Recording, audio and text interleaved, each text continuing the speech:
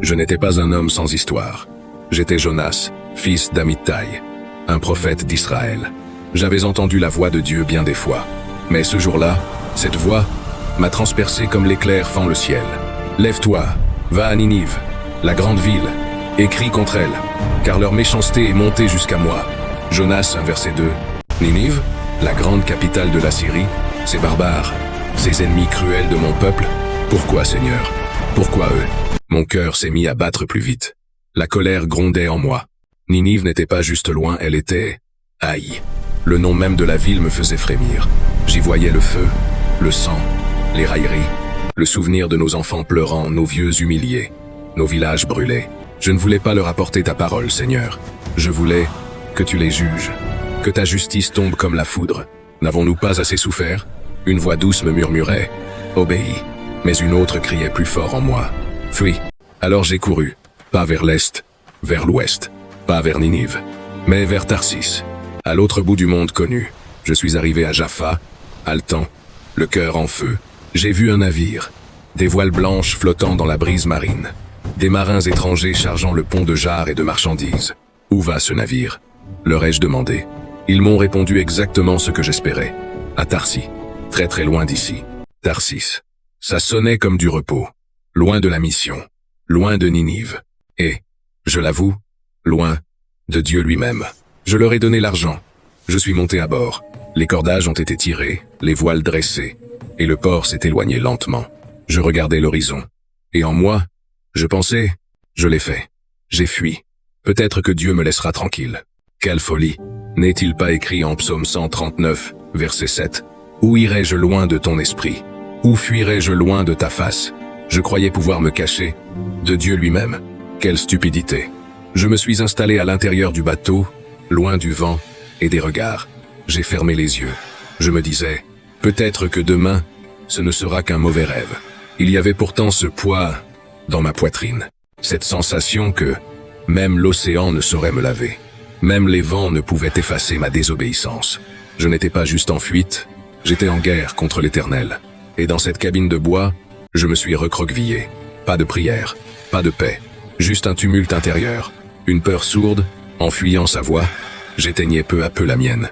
Le navire dérivait au large, glissant sur une mer tranquille, mais le calme que je cherchais n'allait pas durer, car on ne peut fuir Dieu éternellement. Le vent hurlait comme une bête furieuse.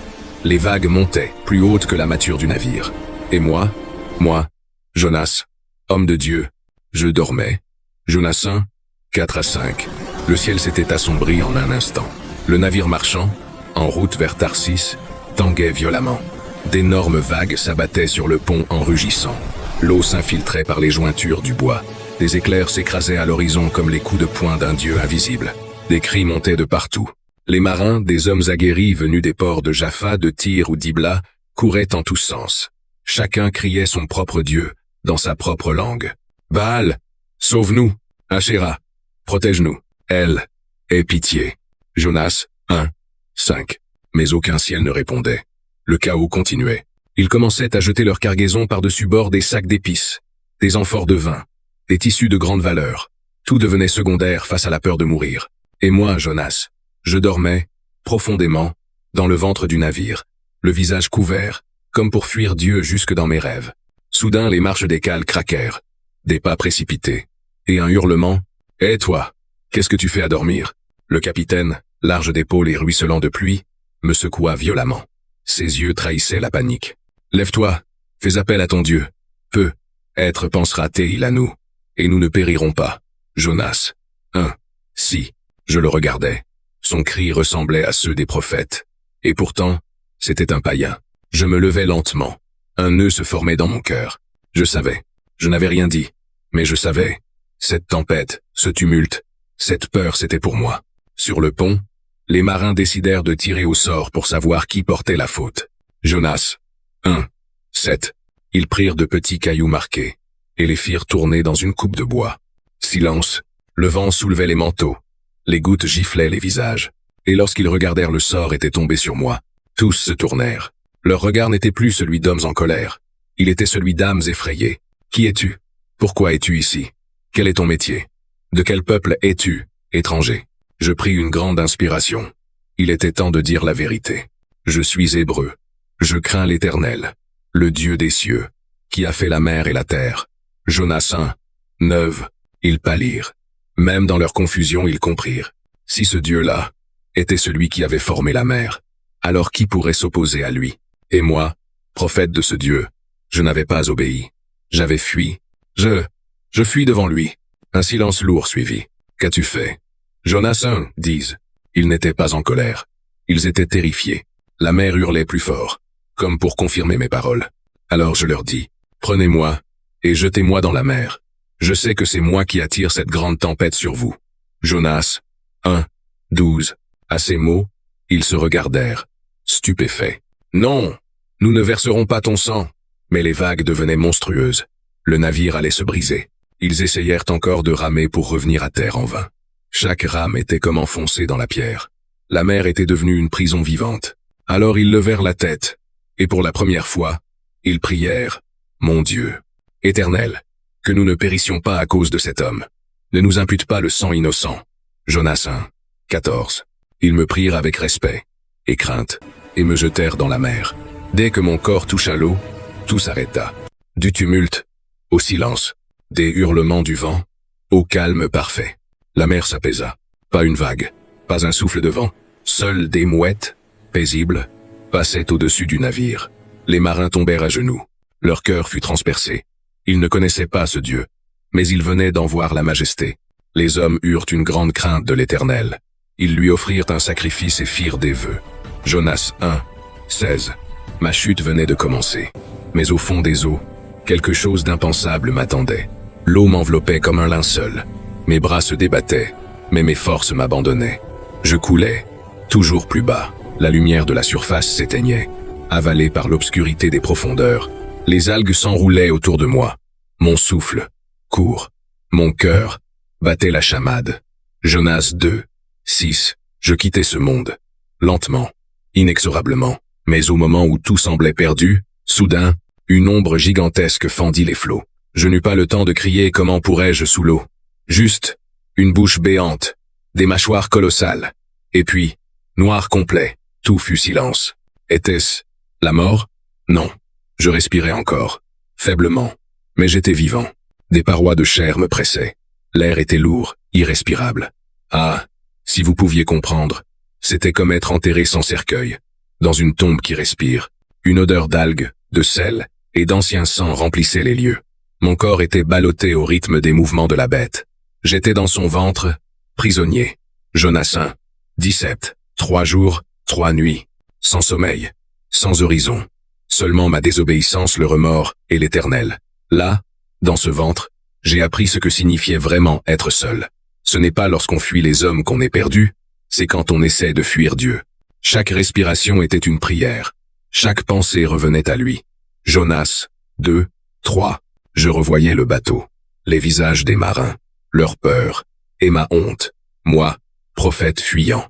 Comment avais-je pu m'enfuir de celui qui voit partout? Même dans les abysses, je murmurais, pardonne-moi, et le silence répondait. Je ferme les yeux. Les larmes me viennent. Elles n'ont même pas d'espace pour couler. Tu m'as poursuivi, Éternel. Non pour me punir, mais pour me sauver.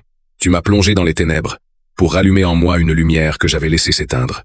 Jonas 2, 4. Là je compris. Ce poisson, ce n'était pas une punition.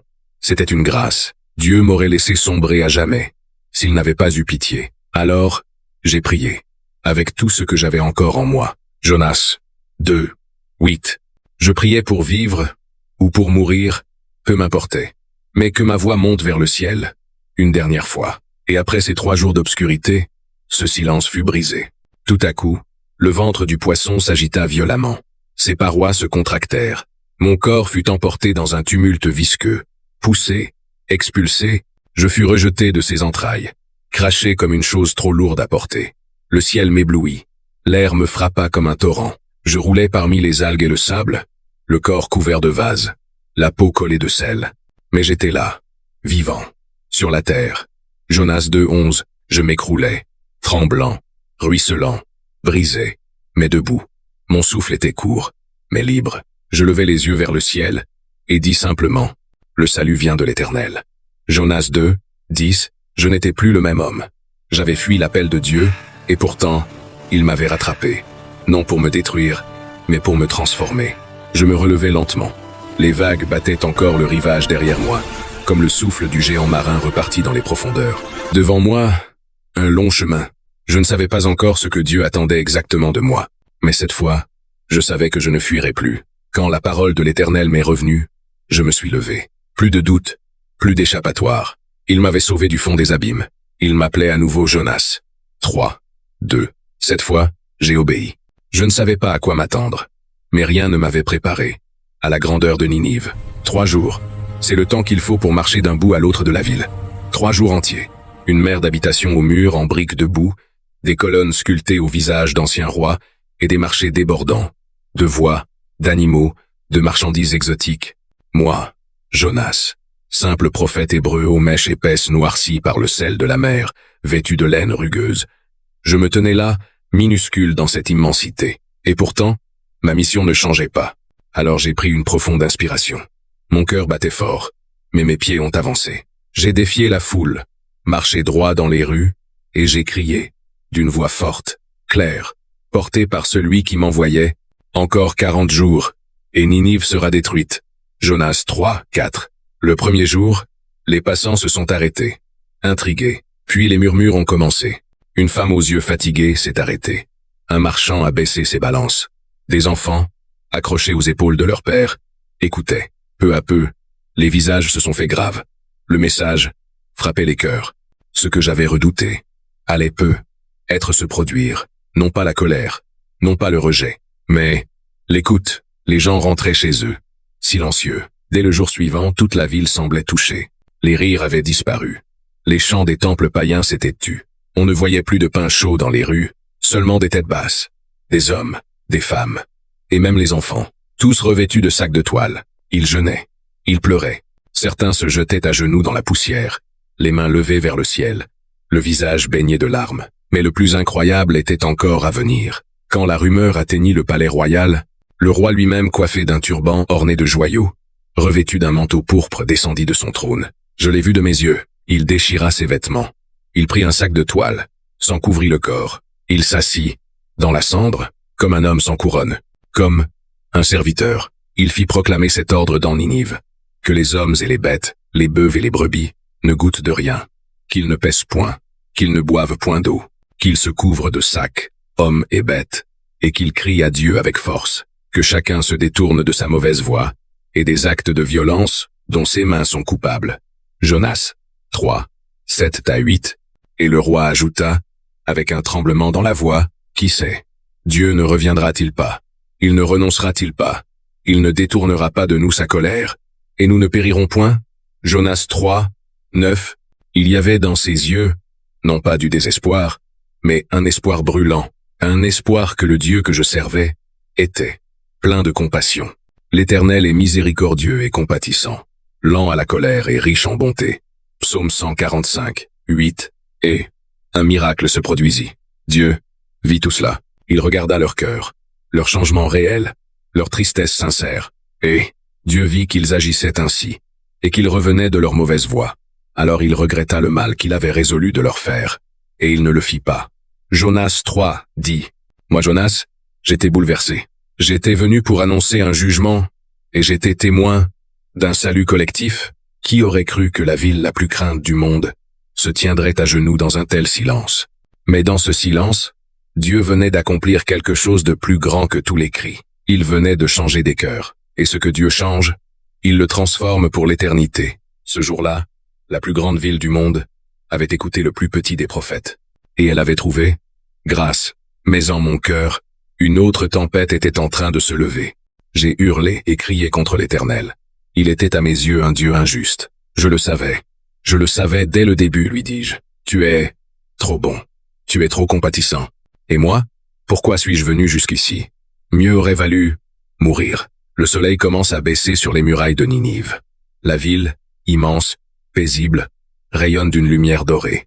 Les clameurs joyeuses des habitants remontent jusqu'à la colline. C'est pour ça que j'ai fui, que je suis allé à Tarsis, car je savais que tu es un Dieu compatissant et miséricordieux, lent à la colère et riche en bonté. Jonas 4 contre 2. Maintenant, Éternel, prends ma vie, Mieux vaut pour moi mourir que de les voir vivre. Le vent souffle doucement sur la colline, comme une caresse ou un soupir. Aucun mot ne descend du ciel, juste le silence, profond, paisible. Pourquoi suis-je même ici? Ils ne méritaient pas ton pardon. Pas eux, pas Ninive. Il pousse un soupir blessé, quand soudain, à côté de lui, un miracle feutré prend forme. Une plante commence à pousser, à une vitesse irréelle. D'abord un petit bourgeon, qui se dresse comme un doigt en prière, puis rapidement, une tige, des feuilles larges, épaisses et vertes. C'est un ricin, mais pas comme les autres. En moins d'une heure, il s'élance à hauteur d'homme et déploie un feuillage généreux au-dessus de la tête de Jonas. Une ombre douce recouvre le prophète en sueur. Jonas lève un sourcil, puis un autre. Il lève les yeux, et pour la première fois depuis des jours, un sourire, timide, éclaire son visage. Merci Seigneur. C'est mieux. Il se laisse aller contre le tronc fin, les paupières lourdes, bercé par la fraîcheur soudaine. Le vent tourne, la nuit tombe, la paix enfin. Mais, à l'aube, un bruissement suspect, une feuille jaunie, puis une autre. En quelques minutes, le ricin flétrit.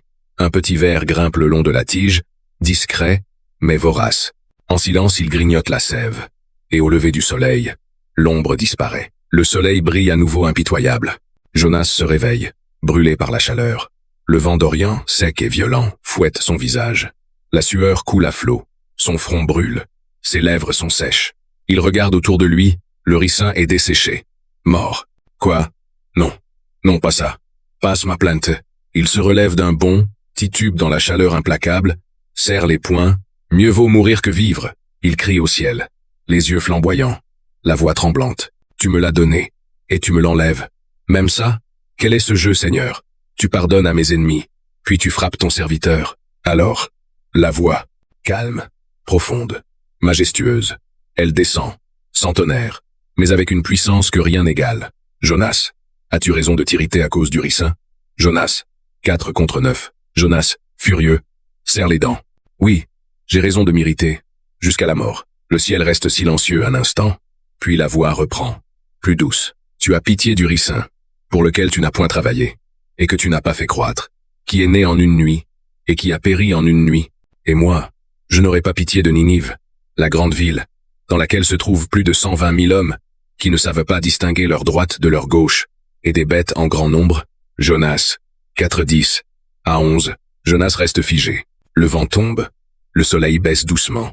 Le regard du prophète se lève lentement vers la ville. Là-bas, des enfants rient, des flammes de cuisine montent en fumée paisible, des familles chantent au loin. Il voit les personnages qu'il a jadis haïs, vivants, aimés de Dieu, échangés. Il baisse la tête. Ses yeux brillent sans larmes. Une lutte se livre en silence, et le masque se fissure. Une lueur d'humilité naît dans son regard. Vague, fragile, mais réelle. Tu es bon, même avec ceux que je ne peux pas aimer. Toi, tu les aimes tous, et dans cette révélation silencieuse, Jonas comprend. Peu à peu, son cœur de pierre cède la place à un cœur qui commence à s'ouvrir. Voyez-vous, je voulais la justice. Dieu a offert la grâce. J'ai crié contre les Ninivites. Mais en vérité, c'est contre mon propre cœur que Dieu voulait me parler. Je croyais comprendre Dieu. Moi le prophète, le messager de l'Éternel. J'ai oublié que parler au nom de Dieu ne veut pas dire qu'on lui ressemble. J'étais en colère. Si en colère, une plante meurt, et je veux mourir avec elle. Mais une ville est épargnée, et cela me déplaît. Quel genre d'homme suis-je devenu? Tu as pitié de cette plante, qui ne t'a coûté aucun effort. Et moi, je n'aurais pas pitié de Ninive, cette grande ville avec plus de 120 000 personnes. Jonas, 4-10 à 11, des mots qui me hanteront à jamais. J'ai vécu 3 jours dans le ventre du grand poisson. 3 jours, dans les ténèbres, seul, livré à ma honte. Et là-bas, quand j'ai crié, il m'a répondu. Jonas 2 contre 3, ce jour-là, j'ai appris que Dieu n'a pas seulement pitié de villes lointaines. Il sauve aussi les fugitifs têtus, ceux qui regardent dans la mauvaise direction. Il m'a pourchassé par amour, comme un berger qui refuse de perdre une seule brebis. Luc 15 contre 4, la brebis perdue. Je suis un prophète. Mais ce jour-là, j'ai compris que ma mission n'était pas seulement de parler, c'était d'écouter, de comprendre que la compassion de Dieu est plus grande que mes limites. Son amour dépasse mes jugements. Je voulais être un héros, un homme fidèle à la vérité, une voix pour la justice. Mais ce jour-là, Dieu m'a montré quelque chose d'encore plus grand. La grâce. Et j'ai compris. Il n'y a pas de héros dans cette histoire. Juste un Dieu fidèle, miséricordieux. Un Dieu qui ne renonce à personne, pas même à Ninive, pas même moi. Il n'a jamais cessé d'être patient. Il m'a conduit dans la tempête pour me révéler la paix. Il m'a détrôné pour m'apprendre l'humilité. Il m'a envoyé vers d'autres pour sauver aussi mon propre cœur. J'ai vu un peuple transformé, une ville sauvée, et j'ai vu un Dieu fidèle à lui-même, plein de grâce, lent à la colère, riche en bonté, qui se repent du mal qu'il voulait faire. Jonas 4 contre 2. C'est ça, mon histoire. Pas celle d'un héros, celle d'un Dieu qui l'est. Mais parfois, même après la leçon, certaines questions restent. Et le chemin du cœur n'est pas encore terminé.